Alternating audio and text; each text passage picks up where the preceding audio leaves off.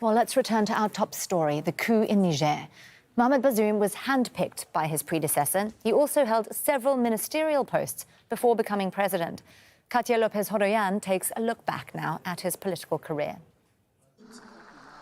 When Mohamed Bazoum was elected Niger's president in April 2021, there was hope the first democratic transfer of power would be the start of a new chapter for the West African nation. In a sit-down interview with Al Jazeera, Bazoum acknowledged the deep wounds left by years of political instability. But a new era, he said, would follow. It will be difficult, but not impossible. I think difficulties are behind us. We succeeded in a democratic change of power. It was our biggest challenge. Things became less difficult from that point onwards. Because of this, I believe that, yes, we will succeed. A philosophy teacher turned trade unionist, Bazoum entered politics in 1990, co-founding Niger's Party for Democracy and Socialism. He came from a minority ethnic group in the country's southeast and highlighted his election as proof it was possible to overcome division. I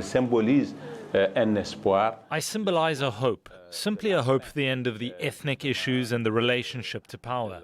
Yes, I think we have helped our country and ourselves a lot. We certainly could also serve as a model for other African nations. Niger is no stranger to military takeovers. Analysts point to poverty, persistent insecurity caused by armed groups operating in the Sahel region, and widespread corruption.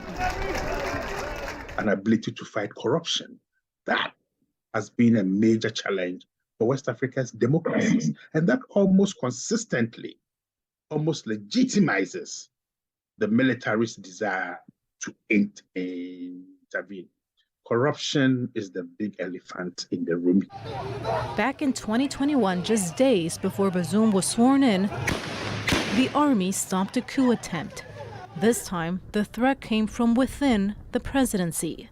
Now, millions of people are left wondering if Niger is heading down the same path as neighbors Burkina Faso and Mali, governed by military rule. Katia Lopez-Hodoyan, Al Jazeera. Well, joining me now in the studio is Baba Weldhormer. He's Al Jazeera Arabic's West Africa correspondent. Baba, as we've been hearing, Bazoum's election in 2021 was Niger's really first democratic transfer of power since independence. How is he viewed now? How popular is he? Well, it's difficult to measure the popularity of ousted President Mohamed Bazoum.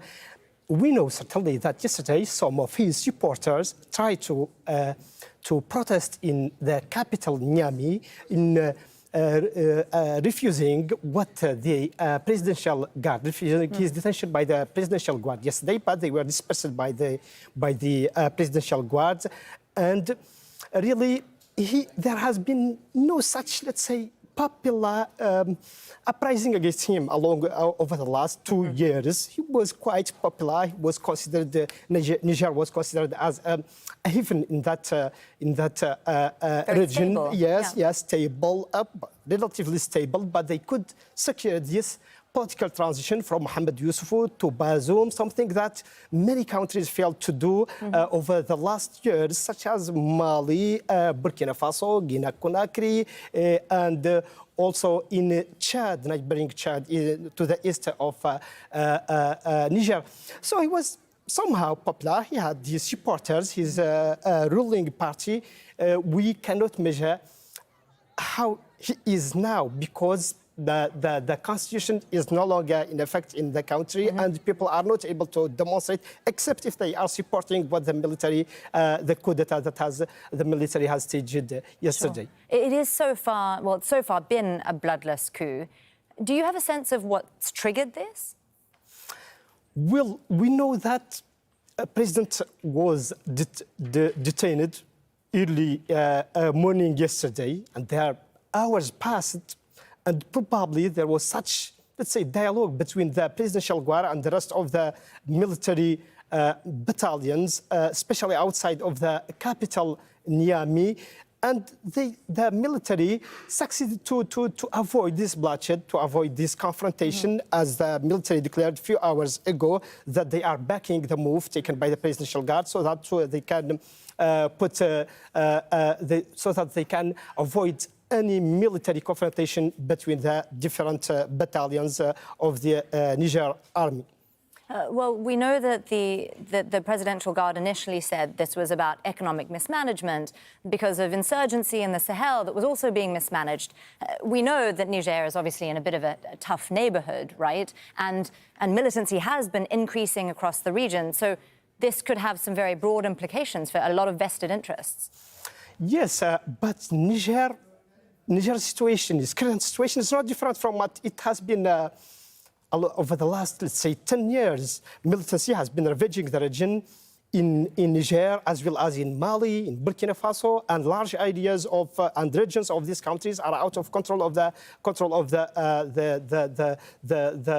capital authority, and also for economic situation and life conditions, they have never been quite good in Niger. Of all its history since its independence in 1960, it's one of the poorest country. It's true. It's going through a very difficult time over the last 2 years. But there's nothing, let's say, special about the reign of Mohamed Bazoum. It's not that different from the country has lived through over the reign of Mohamed Bazoum over the last 10 years. So it's always like that in coup d'etats in West Africa. It's always about economic worsening conditions, difficult security situation. It's something that comes together with a coup d'etat in that region.